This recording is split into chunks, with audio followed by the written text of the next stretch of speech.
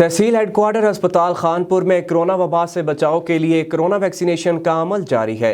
دیکھتے ہیں خانپور سے MF5 نیوز کے نمائندے سلیم مغل کی یہ رپورٹ۔ کورونا جیسی خطرناک وبا سے بچاؤ کے لیے تحصیل ہیڈ کوارٹر ہسپتال خانپور میں 2 شفٹوں میں کرونا ویکسین لگانے کا عمل جاری ہے۔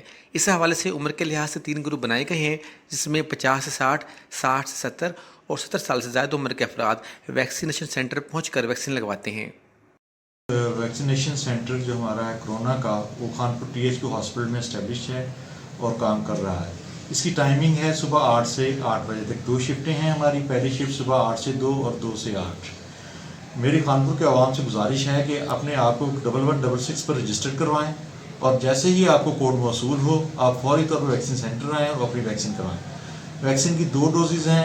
میں آپ سے گزارش کروں گا کہ دونوں ڈوزیں اپنی کمپلیٹ کروائیں تاکہ ہم اس کرونا جیسے موذی مرض سے محفوظ رہ سکیں اور اپنے معاشرے کو بھی اس سے پاک کر سکیں۔